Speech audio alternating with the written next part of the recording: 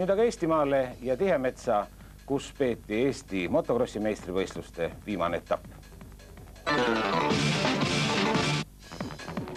Möödunud nädalavahetusel toimus Pärnumaal Lauri krossirajal järjekordne Tihemetsa motokross. Ühtlasi oli see jõuproov ka selleaastaste Eesti meistrivõistluste viimaseks etapiks. Juba looduslikult kaunis rada oli tehtud suurepärasesse võistluskorda, mõeldud oli nii võistlejatele kui pealtvaatajatele. Rada on igati sobiv suurvõistlusteks. Millised aga on selle raja perspektiivid? Raske öelda. Kui toetajaskond ei ole põhimõtteliselt, siis ei ole nagu kedagi ei huvita põhimõtteliselt. Siis oled siin, käid ja jooksed ja... No Eesti meistrivõistlused järgmisel aastal siin ikka tulevad? Need vast tulevad. Võistlejad ikka tahavad siin sõita kindlasti. Küsivad, kas ikka toimub, mis on, toimub ikka, teeme ära. Läbi ei raske, midagi teha. Ja süda on siin? Jah, on küll. Kus ta pääseb? Krossisõitjad hoiavad väga kokku. Tegemist on nagu ühe suure perega, kus nõu ja jõuga abistatakse nii sõpra kui konkurenti. Et seekordsed Eesti meistrivõistlused olid lahtised, võttis neist osa suur hulk tugevaid sõitjaid ka teistest riikidest, eelkõige Lätist, Soomest ja Venemaal. Seetõttu oli kõikidel etappidel võistlus tuline ja konkurents karm. Seda näitas juba laupäevane 50 kuupsentimeetriste sõit, mida allameetrimehed ülitõsiselt võtsid. Ennast unustavalt elasid oma võsukestele kaasa emad-isad. Nende raja ääres žongleerimine, õpetussõnad ja otsene abi olid juba vaatamist väärt. Ja poisid sõitsid mehiselt. Esimeses stardis ei andnud teistele suurt sõnaõigust lätlane Toms Vilsins, number 81. 10-ringilise kihutamise lõpetas ta 9-sekundilise eduga meie Andre Parki ees, saades keskmiseks kiiruseks 32 kilomeetrit tunnis. Kolmas oli Kardo Vesk. Teises sõidus tegi kohe kindla vahe sisse Saku motoklubi poiss Martin Varrand, number 4, kes lõpetaski 25-sekundilise edumaaga Vilsinsi ees. Kolmandaks jäänud Andero Luspo kaotas Vilsinsile 2 sekundiga. Kokkuvõttes esimene Toms Vilsins Lätist, teine Andre Park ja kolmas Andero Luspo. Ka 65 kuupsentimeetriste klassis läks kumbagi võistlussõidu esikoht erinevale võistlejale. Esimeses sõidus sai ette Miks Beletskis motoklubist Sinilind, aga varsti oli motojokkeri poiss Kristjan Rätsep temast möödas ja lõpetaski esimese. Kolmas oli Tavis Livs. Teise sõidu võitis aga kindlalt 15-sekundilise eduga Livs, teine Rätsep ja kolmas Heido Hava. Kokkuvõttes oli parim Kristjan Rätsep, Tavis Livsi ja Priit Rätsepa ees. Klassis 85 kuupsentimeetrit oli Eesti meistritiitel 15-aastasel Edith Kuusel juba taskus. Sellele vaatamata või just seetõttu näitas Kuusk meisterlikku sõitu ja võitis kindlalt mõlemad stardid. Nädalapäevad varem Soomes mototrikkivõistluse võitnud Noorok demonstreeris meisterlikke hüppeid ka Tihemetsa rajal. Ega keegi ei riski niimoodi trikitada. Vahepeal võib, midagi muud teha pole sõdu. Olid täna teistest ju päris kindlad üle? Ja, siis teised on see 17 on natuke noorem musta ees. Ma ei tea, ta ei jõudnud vist eriti. Alguses sõitsin vahe sisse ja siis rahulikult. Kui vana sa ise oled praegu? 15. Talve saan detsembrikuus 16. Mis siis nüüd selle aasta veel edasi saab? Täna oli viimane Eesti meistrivõistluse sõit, aga edasi? Talvel hakkas 125 sõitma. Nüüd on paar 80 sõita.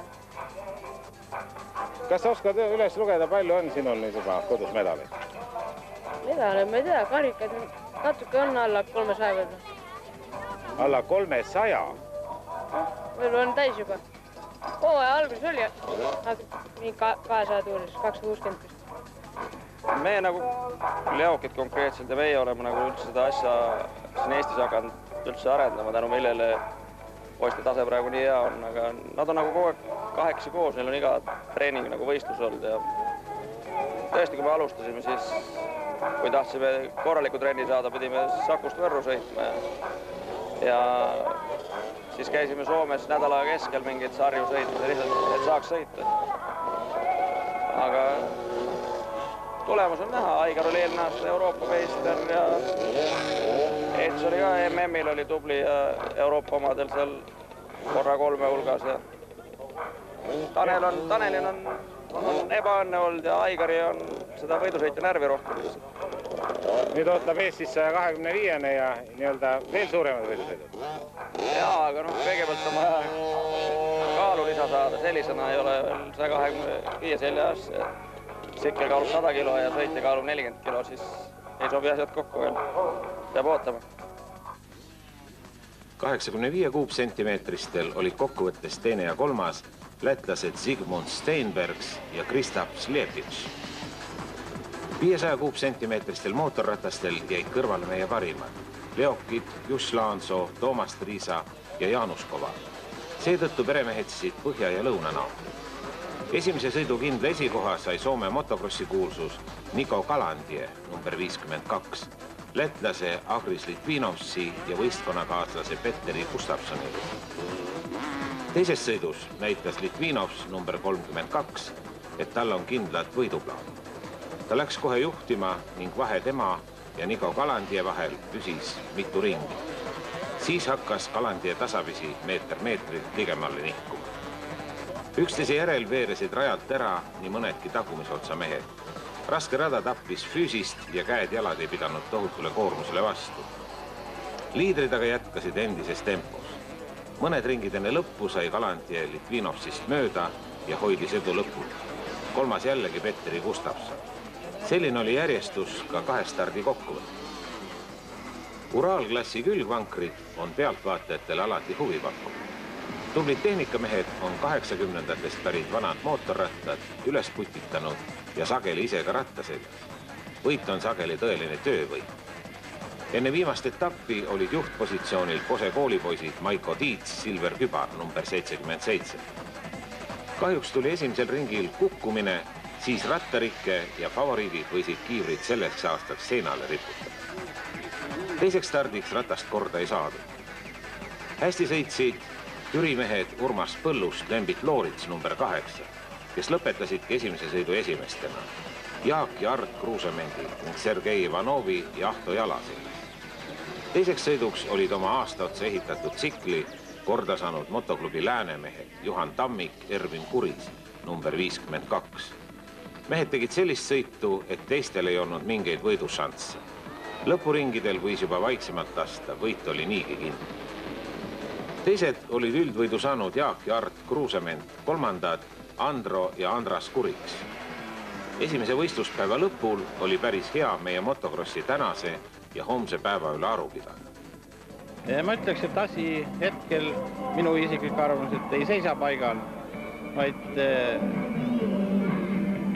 ta peaks minema tõusuteed ja kindlasti nii mitmel liinil, nii võistluste korralduste poole peale, kui ka meie sportlaste taseme poole pealt. Meil praegu võib öelda, me oleme mingisse kaugesse aega tagasi läinud võistluste arvu poolest, kui siin nõukogude aegadel olid setid ja suudeti osta, siis asi on umbes võistlejate arvu poolest samal tasemel läinud, kuid ma võin öelda, võistlejate see suhtumine ja treeningus on kindlasti tükk maad tõusnud.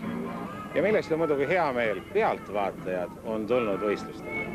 Jah, ka täna siin ja kõikidel Eesti meistrivõistluse etappidel on olnud pealtvaatajaid ja nii palju kui rahvaga suheldud on, võib öelda, et rahvas on hetkel Eestis motospordiga ikkagi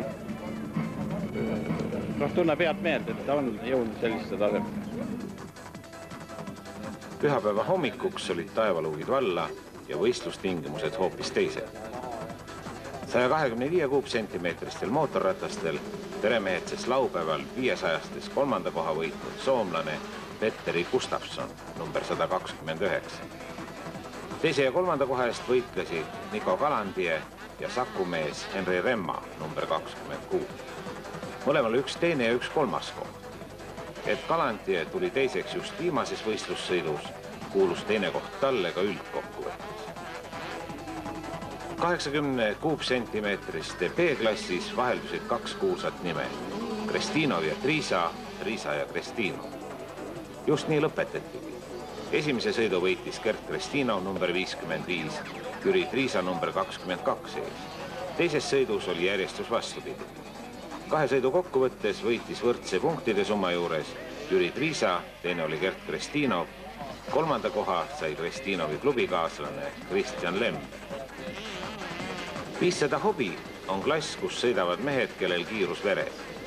Need, kes aktiivsest võistlusspordist juba loobunud, aga ratast kuuri alla panna ei raatsi, ja need, kellel tahtmist ja võimalusi seda kallist spordi alla harrastada. Aga tahtjaid oli nii palju, et mehed korraga rajale ära ei mahtunud ja nõrgemad lohutussõiduga pidid leppima. Mõlemad võistlussõidud võitis Rene Reinu number 8, Artur Krõlovi number 80. Kokkuvõttes oli 3. Allan Laurina. Võistlusklass ATV on põnev vaadata, aga kallis harrastada. Eks vist seepärast oli osavõtjad ainult 8. Esimese sõidu võitis Meelis Jürgenson Ivar Vaderpassi ja Jani Saarineni ees. Teises sõidus oli esimene Jaanus Kertsmann, Meelis Jürgenson jäi teiseks, 3. oli Ivar Vaderpass. Kokkuvõttes esimene Meelis Jürgenson, teine Ivar Vaderpass, 3. Jaanus Kertsmann. 2-päevase võidu kihutamise lõpetasid külgvankrid.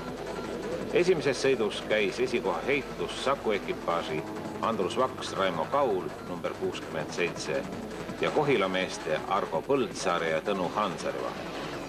1,9 sekundiga võitsid esimesed.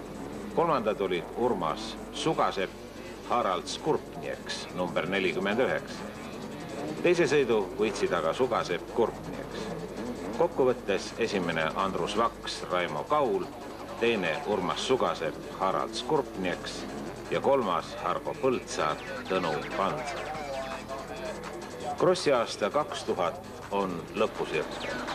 Kuningas on surnud, elagu kuningas motokross. Uued sõidud ja uued võidud ootavad ees.